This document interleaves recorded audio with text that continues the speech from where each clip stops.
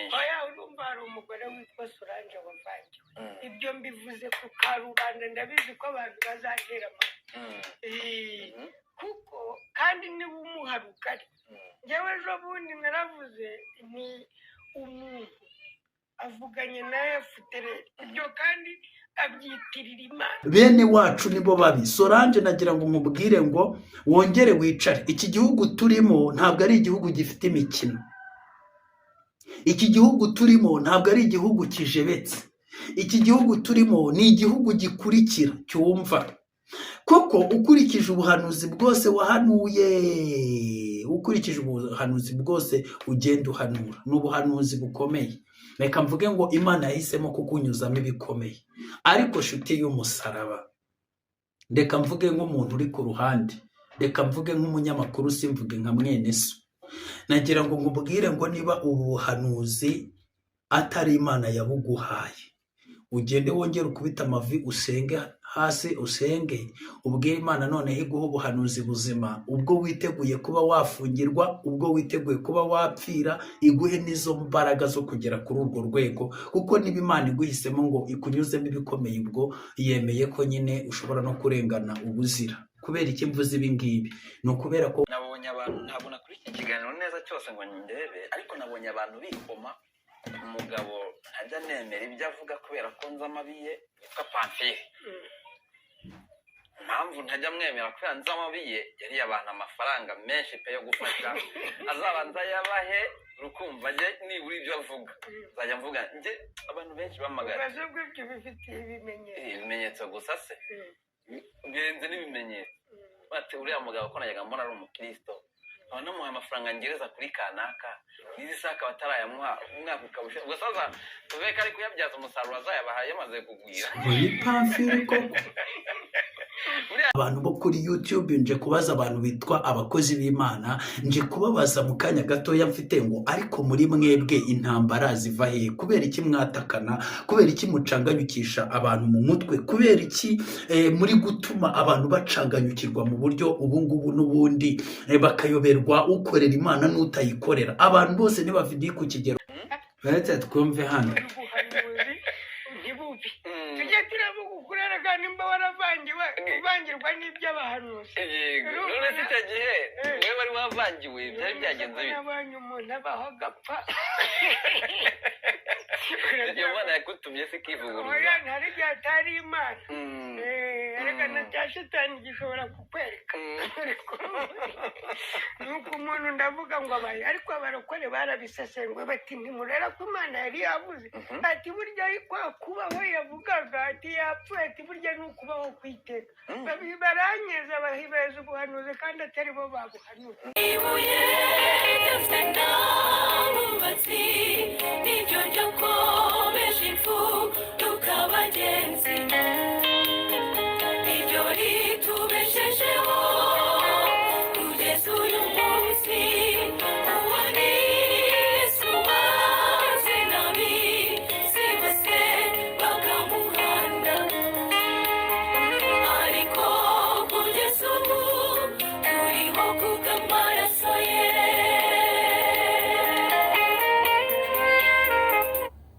Ndagusuje kandi nkwaye ikaze mu izina ry'Umwami wacu Yesu Kristo. Amahoro y'Imana nabane nawe, umugisha Imana itanga nube kuri wowe. Nizere ko umeze neza aho dukurikira uri mu Rwanda cyangwa uri hanze y'igihugu cy'u Rwanda. Umugisha w'Imana ukubeho.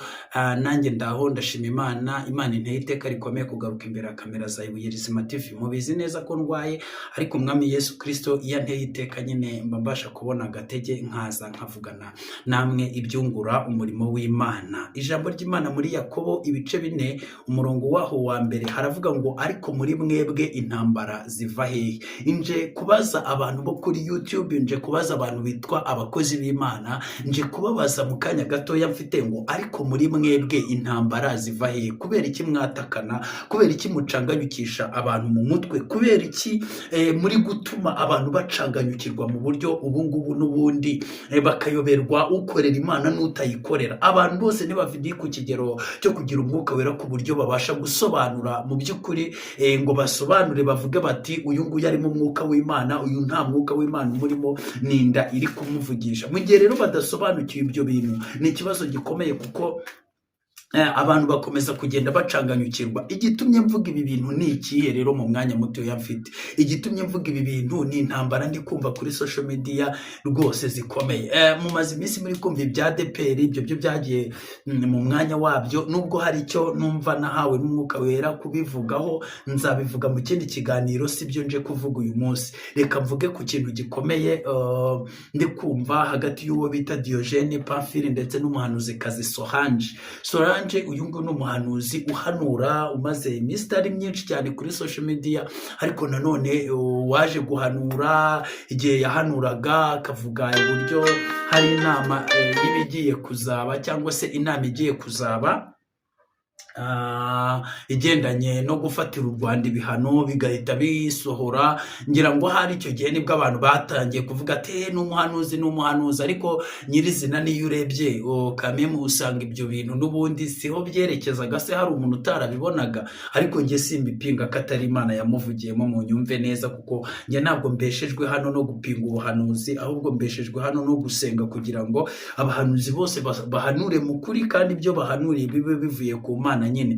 Ariko hakaba harimo akabazo k'umugabo witwa Pamphile nanone uri kuza kuba yakumvikana mu majwi hano.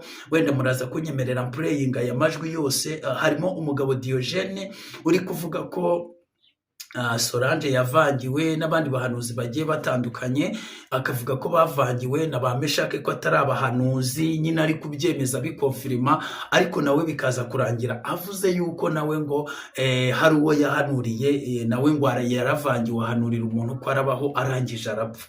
Bivuze ngo rero sabo bavangiwe gusa, ahubwo nawe ni umuvangirwe. Icyo ni kimwe kandi niwe wakivugiye, cyumvikane neza. Noneho hakazamo ikindi kibazo nagize kuri Pamphile kivuga ko ngo Pamphile ngo ni umugabo ngo bahaye amafaranga y'abantu bo gufasha. Murabyumva na Albert wabivuze kuri Baraka TV, ngo hanyuma rero ngo ntamwemera kubera ko azi abantu benshi bamuganyiye ko Pamphile yahawe amafaranga ngo ajye gufasha abo bantu amafaranga ngo Pamphile arayarya ntiyayabashyikiriza. Umuntu nka Pamphile tuzi kuri rwa rwego, ndamutse menye by'ukuri koko Pamphile yabikoze, byaba ari ikintu gikomeye, kibi kandi gikomeye, kuko Pamphile ngira ngo nawe ni umwe mu bantu bajya bakunda gushyira abantu hanze, ati uyu nguyu Imana iramwanitse, si umukozi w'Imana, dore umurongo w'iby'Imana. Ni umugabo utapfa gusanga wenda yanezerewe ari guseka mu gihe yaba ari nko kuvuga ijambo ry'Imana, cyangwa se kubera ko wenda ubona ko ameze nk'ufite ifuhe ry'umurimo w'Imana. Aramutse rero yica umurimo w'Imana mu gihe ari kutugaragariza, kandi abantu bakurikira ubutumwa bwiza kuri Beura, ibintu cyane by'ubuhanuzi, bari kumushinja ko azana abahanuzi kugira ngo bahanure ibintu by'intambara n'iki byose. Nagira ngo mbabwire, intambara zose ziri kuri YouTube ni ibibazo. Rero Pamphile aramutse akora ibyo bintu, byaba ari ibintu biteye akaga, biteye umubabaro, biteye n'agahinda, bitari bikwiriye kuba ku muntu nkawe. Byangoye cyane kubyumva kuko ari Pamphile. Mutekereza nk'umugabo utakora ibyo bintu. Ari na Albert wo kuri Baraka, uburyo muzi utagira uruhare mu kwataka Pamphile rwo kugira ngo wenda ari nk'ishyari mugire ngo amushyire hasi cyangwa amusebye. Donc bose mbafata nk'abagabo b'abanyakuri. Byanga bikunda rero hagati y'ibyo bari kuvuga biriya bishobora kuba biri mu kuri, ariko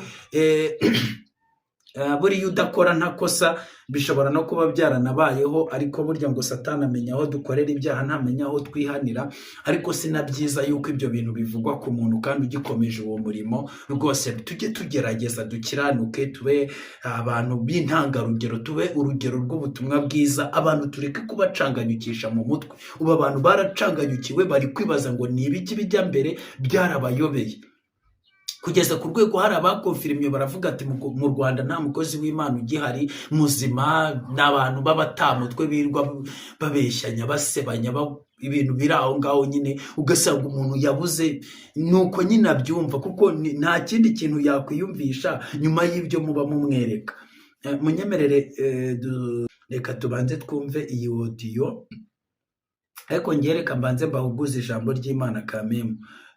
Yakobo 4 umurongo wa mbere haravuze ngo mbese muri mwe intambara ziva he n'intonganya ziva he? Ntibiva ku byo mwishimira bibi birwanira mu ngingo zanyu? murarikira ariko ntacyo mubona, murararikira ariko ntacyo mubona,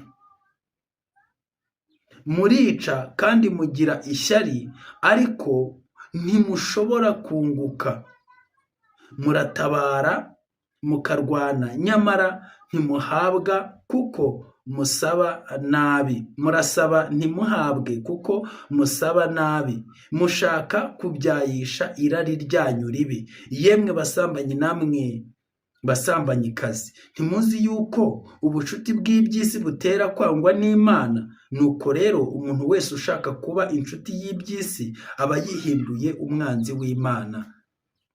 Mbese mutekereza yuko ibyanditswe bivugira ubusa ngo umwuka uba muri mwe urararikira ukagira n'ishyari? Ariko nubwo bimeze bityo, Imana irushaho kutugirira imbabazi, nicyo gituma ivuga iti Imana irwanya abibone ariko abicisha bugufi ikabahera ubuntu. Imana itugirire neza. Irari ryo mu mitima y'abahanuzi n'abavugabutumwa rirwanira muri bo, kandi kubera ko babaye inshuti y'iby'isi nibyo byatumye bangwa n'Imana nabo banga Imana. Iyo umuntu akunze iby'isi, gukunda Imana ni kuba kuri muri we. Niba ushobora gufata amafaranga y'imfubyi n'umupfakazi ukayarya, iyo umuntu utishoboye wari ugenewe ubufasha ukaburya, ibyo bintu bitera kwangwa n'Imana, nawe ukangwa nayo. So reka twumve ibi bintu Diogene ari kuvuga, ariko njye sinshyigikiye izi ntambara. Niba mukorera Imana koko, nimukorane, nimwubahane, nimusengerane, nimugendane uko bikwiriye. Abantu, ijambo ry'Imana riravuga ngo bazabamenyera, ngo nimukundana nibwo abantu bazamenya ko muri abigishwa banjye. Ikimenyetso cy'uko turi abakozi b'Imana ni uko tugirana urukundo tugakundana. Erega mwene se ashobora, kuko turi mu isi dushobora kugwa mu makosa runaka, ariko suza kumuvuga kuri social media, wamwegereye uramubwira uti mwene data, ndi kubona impano yawe muri iyi minsi yaravangiwe, cunga sana senga. Cyangwa se wakoze ibi bintu ntago ari byo, ubone ko uwo muntu adashobotse. Rero buriya kuba nta rukundo ruri hagati y'aba bantu, ruri hagati y'abantu bitwa ngo n'abakozi b'Imana, ukabona umuntu ntakunda mugenzi we, ntamwifuriza ibyiza, ntamwifuriza amahoro, ntamuhugura, ntamusengera, nagira ngo mbabwire ko ari ikimenyetso cy'uko byanga bikunda hagati y'abo bantu babiri Imana bakorera ntabwo aba ari zimwe. Umwe ashobora kuba akorera Imana y'inda cyangwa y'isi, undi akorera Imana nyamana, cyangwa se bose nta mana yo mu ijuru bakorera, kuko abakorera Imana yo mu ijuru bose barangwa n'urukundo. Reka mbareke dutege amatwi ibyo uyu mugabo arimo avuga, byose mu byiyumvire. Njyewe mba nshaka kubaha amashira kinyoma kugira ngo mutegera ngo wenda ni uburyo naje kuvuga ibintu bidafite fact. kandi tuzi se na nyina neza. Mbona ibyo ngibyo bivuga, nabonye abantu, ntabwo nakuri iki kiganiro neza cyose ngo ndebe, ariko nabonye abantu bikoma umugabo ajya nemera ibyo avuga kubera ko nzi amabi ye yitwa Pamphile. Impamvu ntajya mwemera kubera nzi amabi ye, yariye abantu amafaranga menshi pe yo gufasha, azabanza yabahe rukumva njye nibura ibyo avuga, nzajya mvuga njye abantu benshi bamagana. ibibazo bw'ibyo bifitiye ibimenyetso gusa se, birenze n'ibimenyetso. Bati uriya mugabo ko najyaga mbona ari umukristo, nkaba namuhaye amafaranga ngereza kuri kanaka, n'izi saka batarayamuha, umwaka ukabusha, gusa tuvuge ko ari kuyabyaza umusaruro azayabahaye yamaze kugwira. Ni Pamphile koko. Buriya rero inyangamugayo, kuko ntahandi nyanderera ubunyangamugayo kuri ino si ya Nyagasani. Ubunyangamugayo murebera ku kintu cyitwa amafaranga. Iyi faranga ryo rirabasaba, ahandi ho haza hakurikira hanyuma. Ubunyangamugayo niho njya muharebera, kuko kwiyita umukristo by'umwihariko wari ibintu by'imfubyi, ari ibintu by'umupfakazi, ntago twakumvikana. Uriya mugabo rero nabonye abantu benshi bamwataka bavuga ko habayemo kubahuka umushumba cyangwa se umuvugizi wa ADEPR, sibyo? Hakabaho n'ibindi biganiro bamushinja ngo byo kuzana abahanuzi bahanura intambara mu gihugu n'ibindi byinshi. oya urumva hari umugore witwa Solange wavangiwe. Ibyo mbivuze ku karubanda, ndabizi ko abantu bazantera amatwi. Kuko kandi niba umuharuka ari njyewe ejo bundi naravuze ni umuntu avuganye na FDL, ibyo kandi abyitirira Imana. niko ku kiganiro uretse ko nabihinduye ariko nubwo nabihinduye ariko nari ntabyanditse ariko ntabwo ushobora kumbwira ngo imana ngo iravuze imana ivuze iki Yesu Imana ntivuga. Meshaki urugero rwiza mu bahanuzi yahanuye amabwa aravuga ngo abonye agafumbo uwo nguwo nawe turaza kumugeraho nyuma ariko uraba ataravuze ku by'abagore kuko nzi ko afite umuntu urumva ibyo hirwe urumva uwo Meshaki aravuga ngo abonye ngo agafumba ngo kavuye ahangaha mu Rwanda ngo gatwika muri Repubulika Iharanira Demokarasi ya Kongo ngo kagaruka gatwika mu Rwanda turamwicarira turamubwira Daniel uyu nguyu aravuga ati Meshaki ntabwo wigeze uba umuhanuzi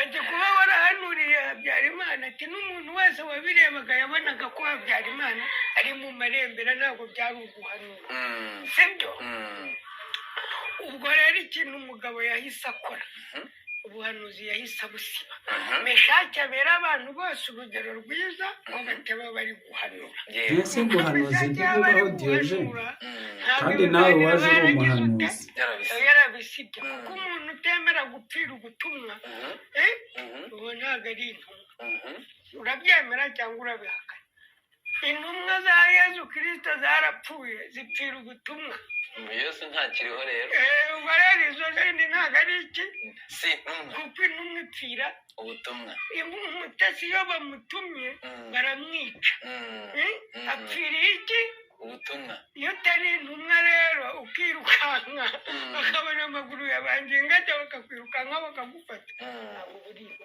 Meshaki ntabwo ari umuhanuzi urumva arabyemeza ntabwo ari njye uvuga ko Meshaki atari umuhanuzi ni Meshaki w'ubwo ubivuga kuko yasibye ubutumwa si ubutumwa se no kudahanura urumva ubutumwa iyo wamarira wanditse ikintu warangiza ukabona hari ibintu bidatunganye ukakivanaho kuko wamanjije kugitesha agaciro ngiye kuntu mbibona ahubwo sinahita mvuga ntyo nshobora kuvuga ngo Meshaki ashobora kuba ari umuhanuzi afite impano y'ubuhanuzi yaribagiwe gusaba impano y'ubwenge oya Meshaki arabeshya kuva muri 90 kangahe bavugaga ngo amenetse ngo andi maraso ngo kimwe cya kangahe ari byabungana ariko ayo maraso abanyarwanda ubu ni twebwe tugira amaraso meza yo kwirirwa amenekera ku gasozi nta muri Afurika y'Epfo nibo bafite amaraso mabi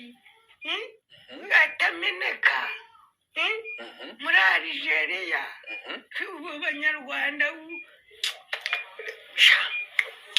noneho hari n'abandi bana b'abahanuzi nk'abo ngabo bambeba y'inzoga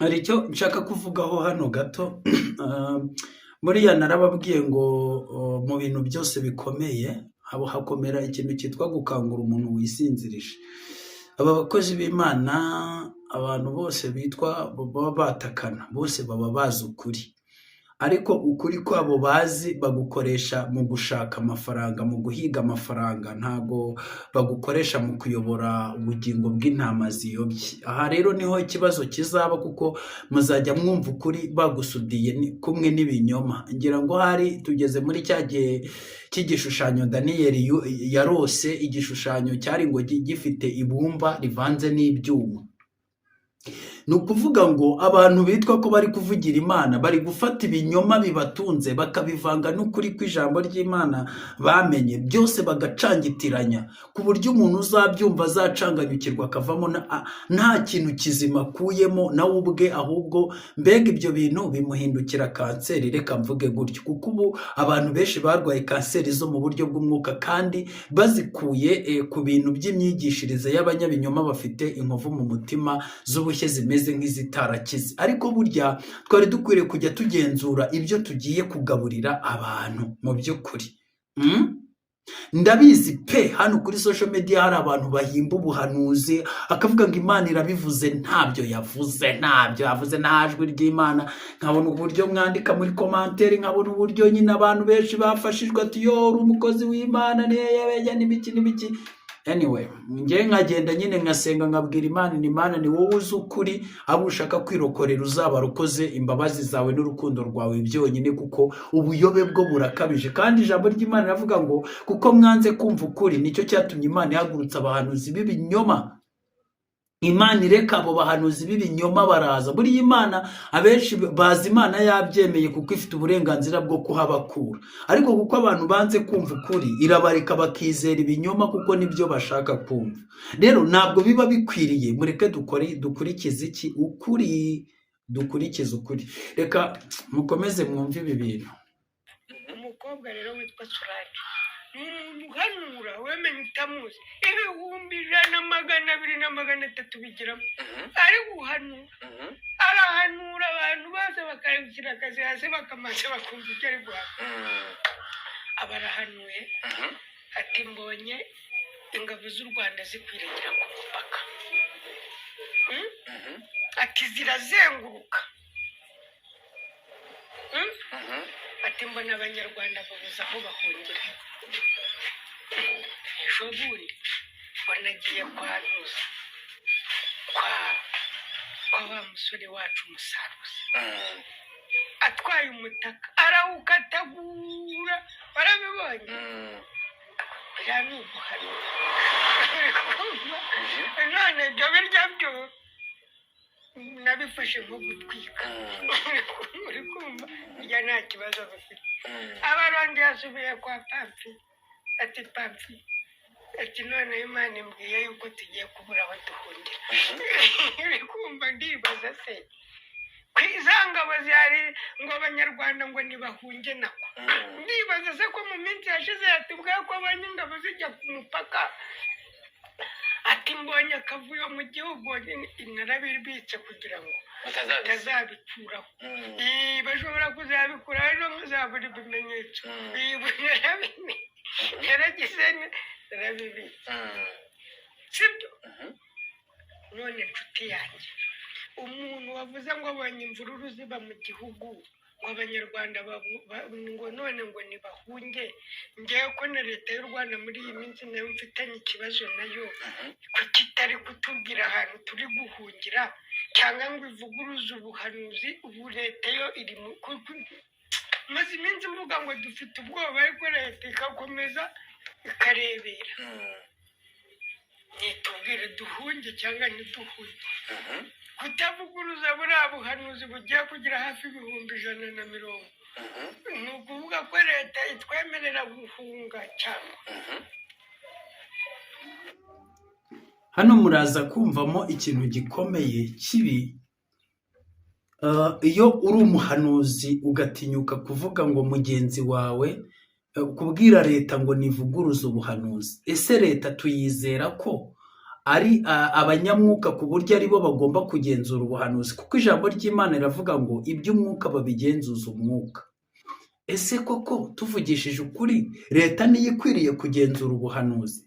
Ni ukubera iki se uyu Diyogeni ari kubabazwa n'uko ikiganiro ngo runaka yakoze? Twese nimba dufite channel n'urugero, abantu benshi usibye ko bazikoresha mu buryo butari bukwiriye, ariko burya twari dukwiriye gukoresha izi shene mu rwego rw'ivugabutumwa, Imana ikadutunga mu buryo bwayo, tukareka gufokasinga. Kuko nabasomeye ijambo ry'Imana rivuga ngo gukunda iby'isi bituma umuntu yangwa n'Imana.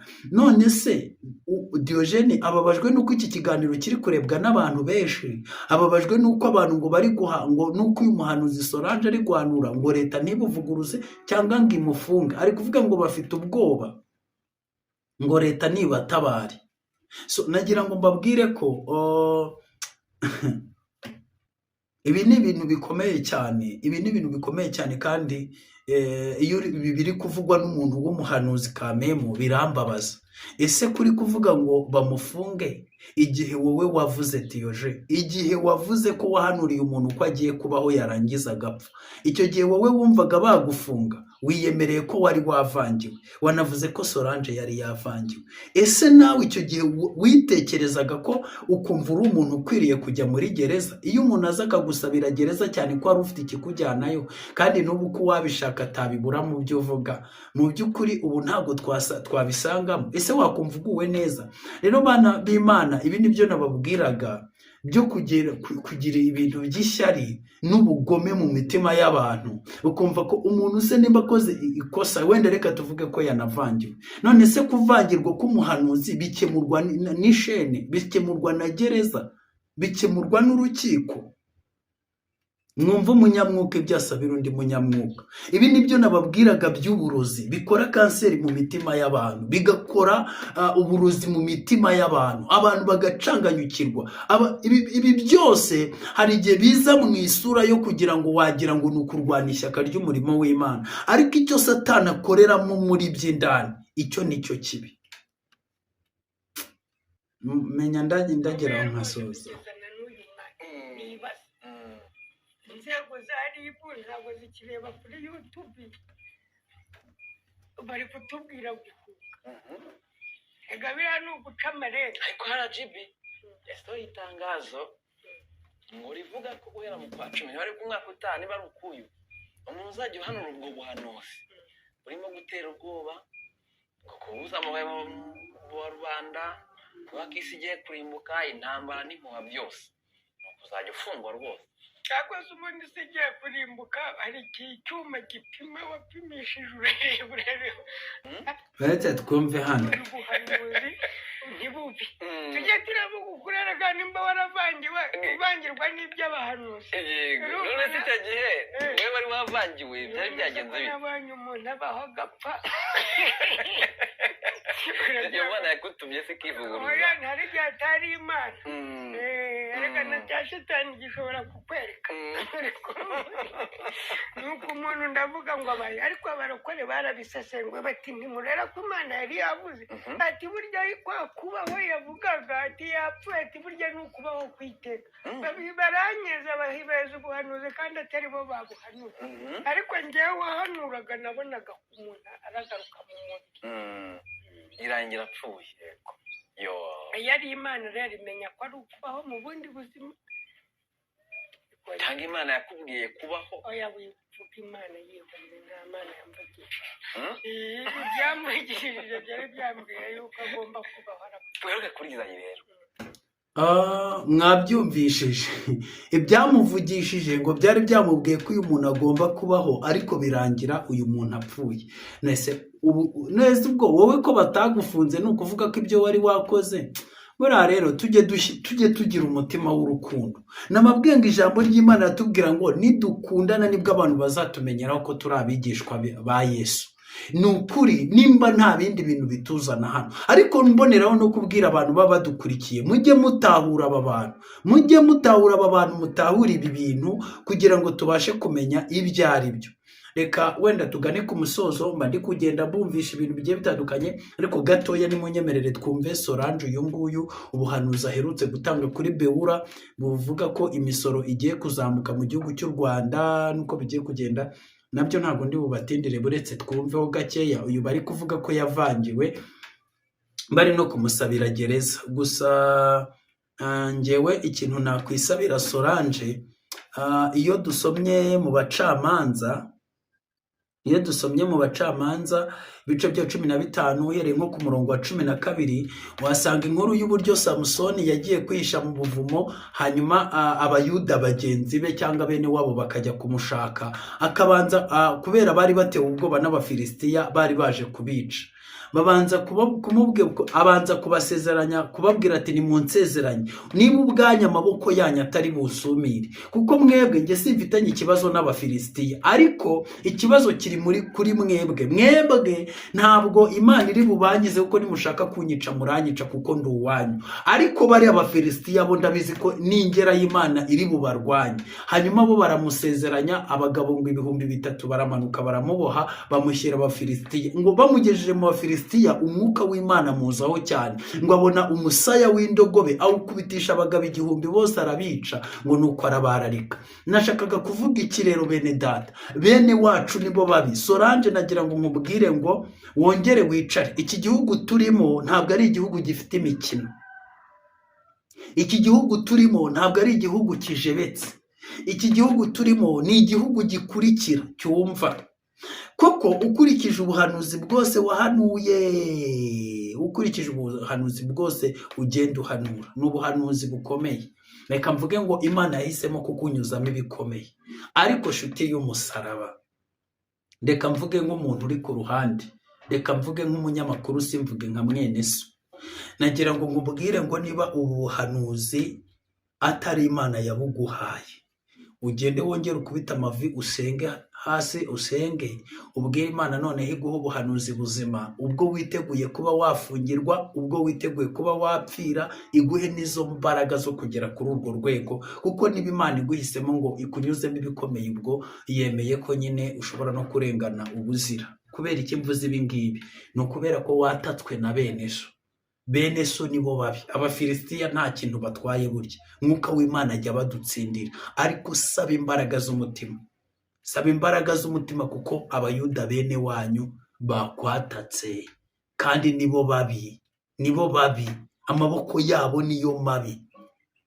So senga rero, kandi ube maso, n'abagukunda bagusengere. Hari igihe rero nyine tujya tubona ibibazo, ugasanga umuntu atanze ubuhanuzi nk'ubu, urwego rw'ubugenzacyaha ruramuhamagaye, yagera akavuga ati burya ntabwo byari ubuhanuzi, ati nari ndi kwitwikira, nari ndi kwishakira ibirayi. Uko niko ba Meshake babigenje. Murabizi Meshake ko yari yarabicikirije nyine mu minsi ishize, ari kuvuga yuko Imana imubwiye mu kanya ubuhanuzi, ageze kuri riba ati nitwikiraga, burya nakabyaga, ntabyo yari yambwiye. Umuhanuzi w'umusaza nk'uriya, mwumva indambi yo kuri YouTube aho itugejeje. Ashobora kuba yarabikoreshejwe n'ubwoba bwo gutinya gufungwa. Iby'Imana yavuze ikaba yarabivuze, ariko Meshake nk'umuntu akagira ubwoba. Ariko kuko nimba avugisha ukuri, bikaba ntabyo Imana yari yamubwiye, natekereza ko na Solange ashobora kuzagerayo umunsi umwe akavuga ko ntabyo Imana yari yamubwiye. Rero ni byiza ko duhagarara, ujye uvuga ikintu n'ahantu hose wagisubiramo. Icyakora abayoborwa n'umwuka nibo bana b'Imana, ubwo icyo umwuka azajya bayobora aricyo mujya mukora. Solange reka mbumvishe ubuhanuzi bwe dusoza. Imana ibahe umugisha. Icyubahiro cyayo mu gihugu, irashaka icyubahiro cyayo mu mitima y'abantu, irashaka ko icyubahiro cy'Imana cyongera kuboneka kuri buri muntu wese, akongera agaha icyubahiro Imana. Rero Imana yambwiye ngo mbwire aba bacuruzi ngo mbabwire ngo imisoro ku bacuruzi bamwe na bamwe igiye gufungwa. Amaduka ya bamwe na bamwe agiye gufungwa. Abantu ngo barebwa n'iri tangazo ni abacuruzi, nta bandi iri tangazo ririmo kureba. Bamwe bagiye gufungirwa imisoro, bagiye no gukubirwa imisoro igiye kwiyongera.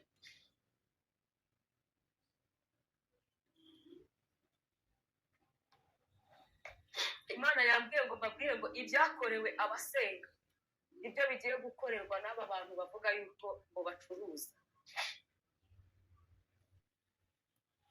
Imana yambwiye ngo mbabwire ngo igiye kubakorera ibitumvikana mu matwi yanyu. Imana yambwiye ngo mbabwire ngo ihaze ubucuruzi bukorerwa mu rwihisho.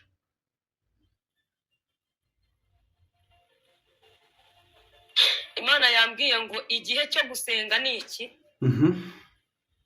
Igihe cyo kwinginga ni iki? Yego. Igihe cyo guca bugufi ni iki? Igihe cyo kuba imbere y'Imana ni iki ngiki. Imana yambwiye ngo mbabwire ngo hari abafungiwe bitunguranye.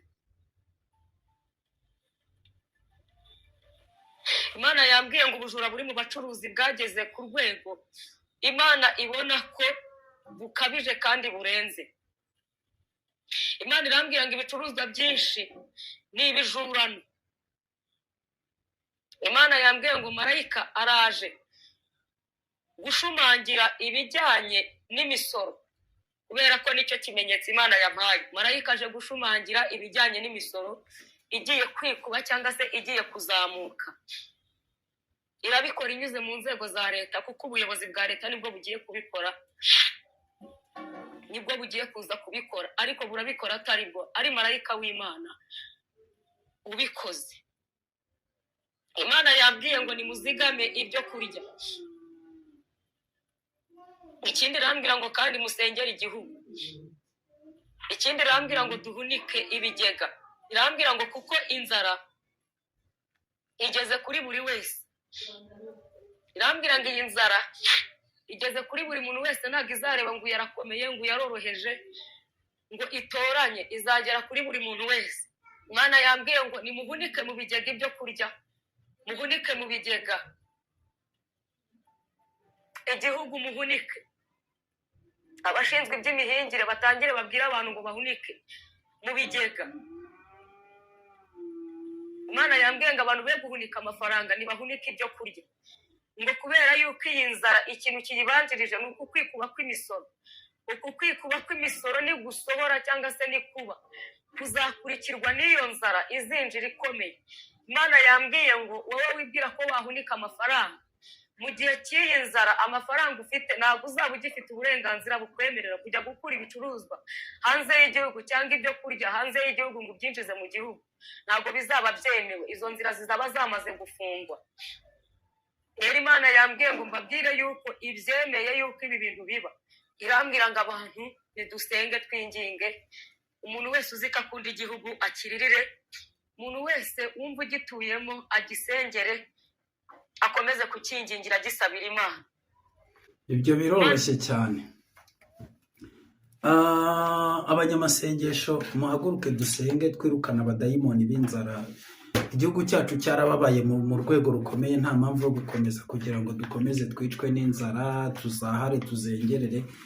Buriya reka mbabwire, ubuhanuzi bwose ujye ubutega amatwi, ubuhanuzi bwose busoza bukubwira ati senga. Imana buriya iyo ikubwiye ko hari ikibazo ikubwira n'umuti w'ikibazo. Hanyuma rero niba Imana itubwiye ngo dusenge, ubundi se twebwe turekera iki gusenga? Dufite izihe nshingano zindi zitubuza gusenga? Nimureke dusenge Imana ikureho inzara, mureke dusenge Imana yirukana abadayimoni, mureke dusenge Imana ihe gutekana igihugu cyacu. Erega n'ubundi turabizi ko aya mahoro tugezeho mu isi cyangwa mu Rwanda.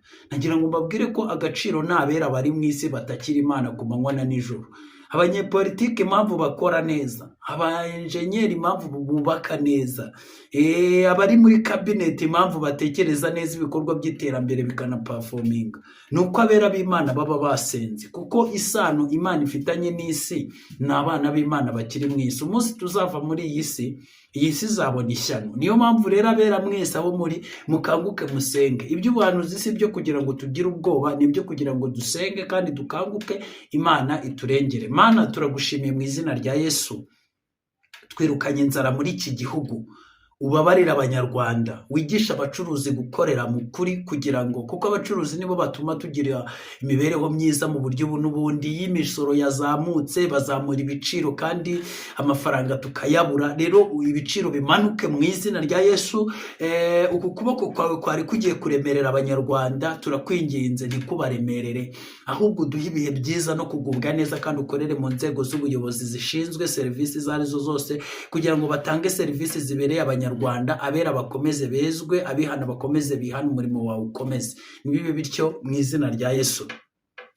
Solange umukozi wawe turamusengeye, Pamphile turamusengeye, Diogene turamusengeye, n'abandi bari kugenda batakana mu buryo bugiye butandukanye. Ubahe guhuza umutima, kandi bose wari ufite umutima mubi, wari ufite irari ry'iby'isi, wari ufite kuwishyari, ibyo byose bibamare mu mitima mu izina rya Yesu. Ubahe guca bugufi, bubahane, bakundane, tugendane, kuko ijambo rye ryarambwiye ngo nidukundana nibwo abantu bazamenya ko turi abigishwa bawe, kandi urukundo niryo tegeko rishya rikuru risumba andi mategeko. Twese rero duhe kuryumva no kuryubaha uko riri, tugendere mu rukundo rwawe. Urakoze, gumana n'abera bose mu izina rya Yesu, amen. Ndabashimiye ko mwadukurikiranye, ariko ndabibutsa ko nyamuneka turi mu kwezi ko gukusanya mitiweli, yo kugira ngo tubashe gutangira abantu batishoboye mitiweli. Numvaga Imana iduhaye ihirwe, duteye iteka nabura twatangira nk'abantu 100, ariko ndumva tumaze kugwiza mitiweli nk'iy'abantu ariko burase nka 30. Tumaze kubona mitiweli y'abantu basaga 30. Murumva rero 70 bandi baracyakenewe kugira ngo tubatangire mituweli. Gusa banarenze nta kintu byaba bitwaye, byaba ari byiza. Imana ize kumfasha nze gupiningaho ahagana hasi nimero muza kutwandikiraho cyangwa koherezaho amafaranga yanyu. Hari groupe ngira yitwa igihumbi cyanjye zahabu y'umukene, ni gurupe irimo abantu, buri muntu wese atanga amafaranga 1000 buri kwezi, tukayakusanya tugafasha umuntu utishoboye. Ariko si itegeko, uramutse ubashije no kuyarenza ntacyo biba bigutwaye. Gusa nuko navuze nti umurimo w'Imana ugomba gukorwa, kandi ntabwo ugomba gukorwa n'abakire gusa, ahubwo n'abakene imbere y'Imana bazimurikira ibyo bakoze. Niyo mpamvu twafatiye ku mafaranga 1000 kugira ngo hatazagira umuntu ugira urwitwazo rwo kuvuga ngo nasanze ari birebire ntahashyikira. Umuntu wese rero abasha kuza muri iyo groupe, uratwandikira tukagushyiramo, tujya tugira n'ibihe byo gusenga tukabana n'Imana, ko ntabwo twakora umurimo tudasengera, kandi ibintu byose bikorwa neza muri gahunda. Reka mbasabire umugisha w'Imana, nizere ko mukomeza kubana n'abera kandi mugakomeza gusenga kugira ngo Imana iturinde umubi, mu izina ry'Umwami wacu Yesu Kristo, amen.